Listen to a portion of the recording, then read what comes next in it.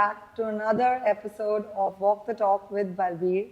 Today I have this dashing young man sitting with me, Krish from KKD Studio. Hi Krish, welcome to Walk the Talk with Balbir. Thank you for your time, really appreciate it. I really like your studio, it's beautiful. Thank you, thank you. I appreciate you coming here as well. Please Thanks. carry on. So I've heard that you've just begun like a few years ago. So could you please tell me about that? We started the firm with three people in 2016 towards the end, but we were only a product design firm. We Okay. designed furniture, manufactured it, and sold it to various clients. Interiors really took off in 2017 when certain clients liked our furniture pieces, and then they were like, why don't you just design the house? Oh. So I actually had tied up with an interior designer because I didn't have too much knowledge of a lot of, I had half knowledge. And then interiors kind of just came in and it just picked up from there. And ever since then till now, we've built up to a team of around 30 people. And we do roughly between, 6 to 8 projects a year. That's lovely. So, how do you start your day normally?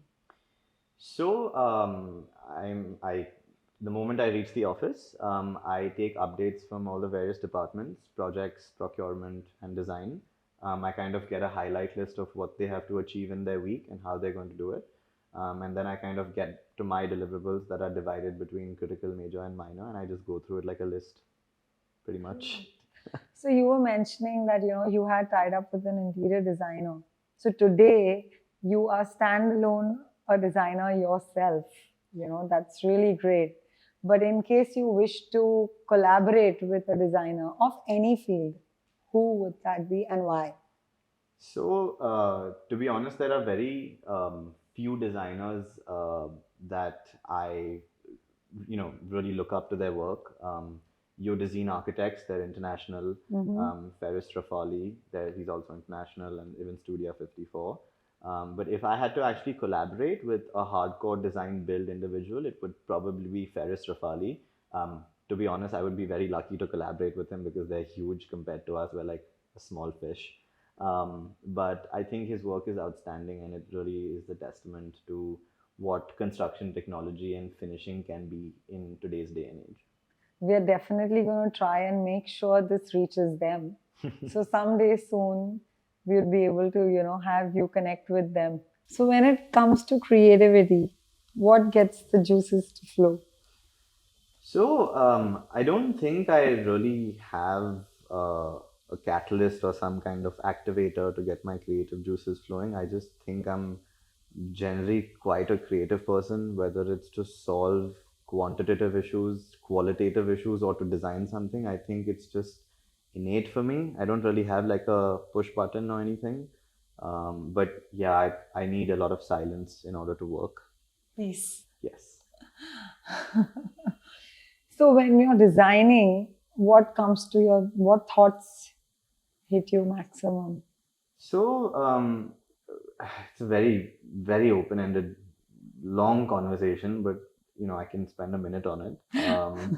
So when we're designing a space, we need to look at obviously the functional requirements of the client, the aesthetic choices of the client, how the client, who the client is, how they are as people, what materials represent them as individuals, all of that, the client brief. And then on the other side is how easy is it to construct? Is it something where the finishing can be done easily? Is it something that can actually be built and stand the test of time? How formal is it? What would the entire look and feel be? How cohesive is it? A lot of things come to your mind when you're designing anything. It could be a room, it could be a wall, it could be a piece of furniture. So basically, what is it like? Take us through your mood board.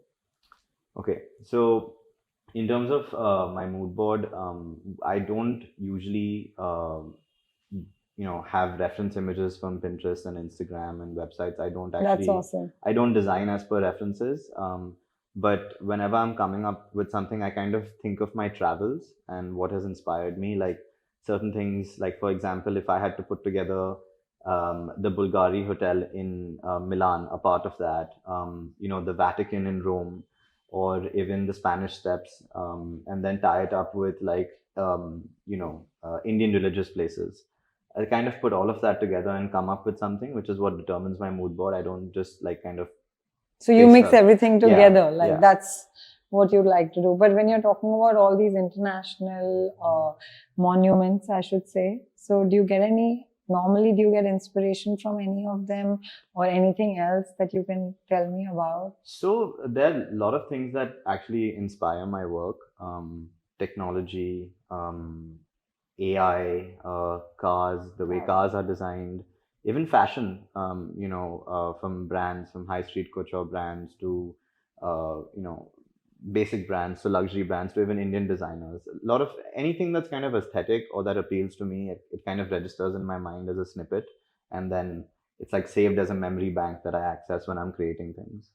Which luxury brand would you like to design a store for? Loro Piana. Okay, that's a good choice. So what's coming up next with KKD?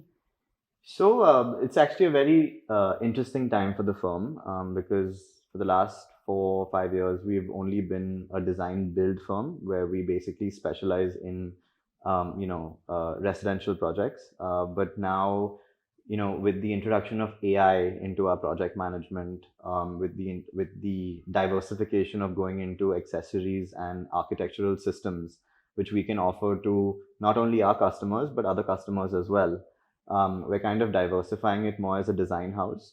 So it's a very interesting time for the firm, and I think the next decade or so, or half a decade, will be, very interesting given the change of technology and the amount of architectural systems that are coming to India, and also the amount of exposure that all the clients have these days compared to even 5 years ago or even before. Absolutely, yeah. Yeah.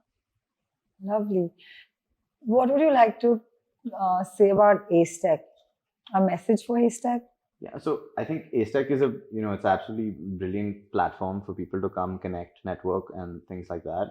What I would like to see from Acetech is probably smaller brands also being out there. Them being given importance because ultimately we're celebrating craftsmanship and technology.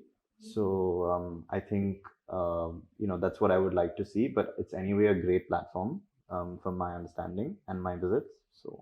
So if given an opportunity to design something for Acetech at Acetech, what would that be?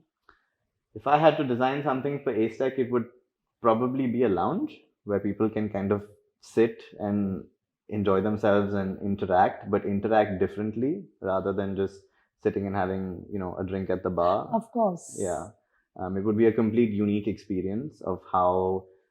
I mean, if you're talking about an Acetech show in Bombay, I would say that I would probably create a lounge which can sort of emulate what urban lifestyle can be, how spaces can transition, how you can go from one zone to the other, or it could just be one open space.